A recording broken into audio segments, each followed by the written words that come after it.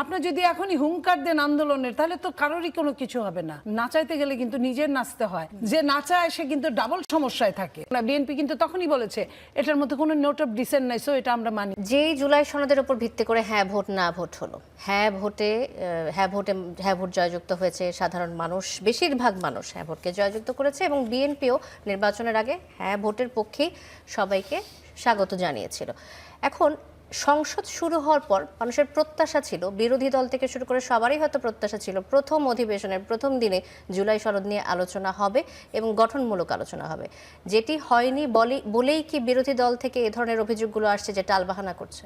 দেখেন, এগুলো হলো হাস্যকর প্রশ্ন। হাস্যকর এই কারণে আমি বলছি, প্রথম যে সংসদ অধিবেশন বসে সেটা কিন্তু পরিচিতি পর্ব হতে হতেই সময় শেষ। দ্বিতীয় তারপরে একদিন কি হবে কি হবে না এইসব দুইটা অধিবেশনের দিন গিয়েছে। এখন তারা যে শেপ করেছে, যে ক্যাটাগরি ঢুকিয়ে ফেলেছে ফর্মুলার মধ্যে, সেই ফর্মুলার মধ্যে সবসময় সবকিছু হয় না। একটা অনির্বাচিত সরকার আর নির্বাচিত সরকার, আপনি খেয়াল করেন বিএনপি প্রত্যেকটা ব্যাপারে আর্গুমেন্ট করেছে। এই সংস্কার নিয়ে কথা বলার সময় বলেছে এটা সংস্কার, এটা ধূপে টিকার মতো না, প্রথম দিন থেকেই। তারপরে যখন বিএনপির টার্গেট কি ছিল, একটা ভালো নির্বাচন হয়, দেশের মানুষ যা চায়, অনেক দলেরও টার্গেট তাই থাকা উচিত, বিএনপি তাই মনে করেছে।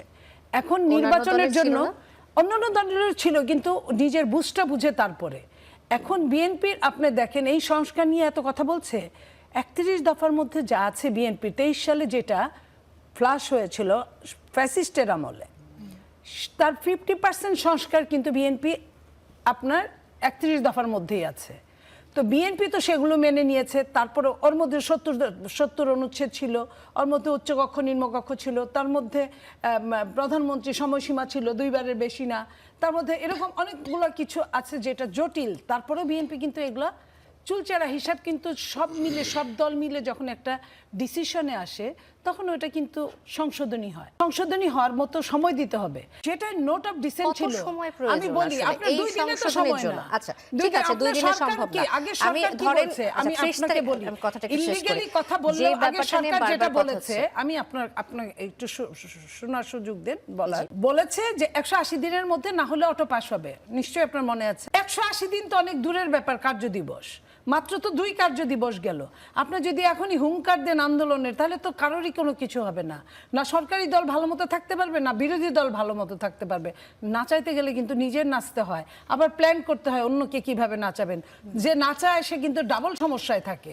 সো এটা অনেক প্রতীক্ষার পর একটা গণতন্ত্র মাত্র সূচনা, অঙ্কুরিত হয়েছে গাছ, এখনো কিন্তু অনেক দূর যেতে বাকি। এই যে নিয়ে যে কথাগুলো বলছেন বিএনপি, তো সেই দিন আমি এই লাইনটা শেষ করি, যখন বিএনপি একরকম সিগনেচার নিল, আপনার আরেক রকম ভাবে সরকার প্রধান তৎকালীন ইন্টারিম যখন ঘোষণা দিল, সেখানে কোনো নোট অফ ডিসেন্ট ছিল না। বিএনপি কিন্তু তখনই বলেছে এটার মধ্যে কোনো নোট অফ ডিসেন্ট নাই, সো এটা আমরা মানি। কিন্তু মানি না বলছে, বলে রেখে দিছে।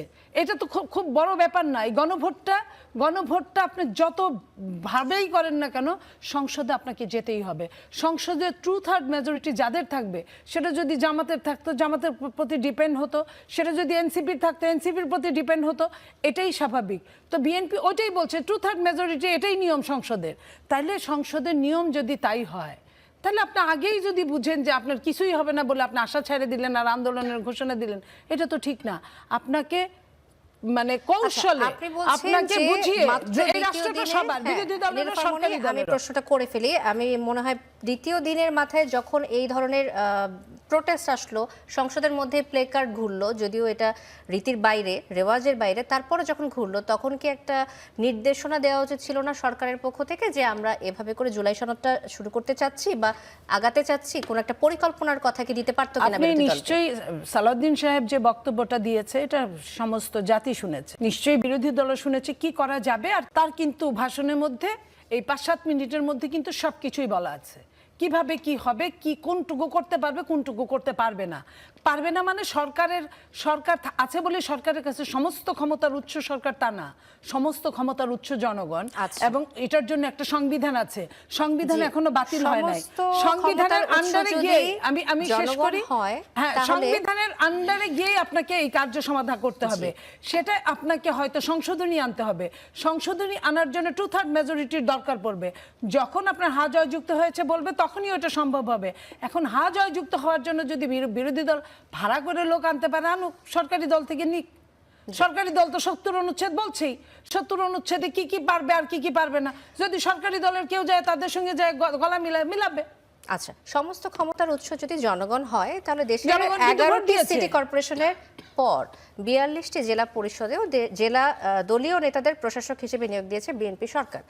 ভোট না দিয়ে জনগণকে সমস্ত ক্ষমতার উৎস হিসেবে না বানিয়ে বা সেদিকে না ঠেলে দিয়ে প্রশাসক নিয়োগের প্রক্রিয়া কি গণতান্ত্রিক বলে মনে করেন? এটা তো কিছুদিনের জন্য, খুব সাময়িক। তারা তো ইলেকশন দিবে খুব তাড়াতাড়ি। ইলেকশন দিলে এটাই স্বাভাবিক। সরকারি দলের কিছু ফ্যাসিলিটিস থাকে। সরকারি দলে অনেকেই ছিল না, তাদের দল কিন্তু ইন্টারিম গভর্নমেন্টের সময় বিরাট বিরাট ফ্যাসিলিটিস নিয়েছে। সমস্ত বিশ্ববিদ্যালয় দখল করেছে, সমস্ত প্রশাসন দখল করেছে। আমরা কিন্তু কিছুই বলি না, আমরা কিন্তু কিছুই বলি না। আমরা কিন্তু বলেছি ইন্টারিম গভর্নমেন্ট কারো না কারো ঘাড়ের উপর সওয়ার হয়েছিল, আমরা দেখেছি, আমরা কিছু বলিনি। আমরা এখন যেটা যে কাউকে না কাউকে দায়িত্ব দিতে হবে। এখন আমি আপনাকে দায়িত্ব দিব, আরেকজনকে দায়িত্ব দিব, সে আমার কথা শুনবে না, সে আমার উল্টা হয়ে আবার আন্দোলন করবে।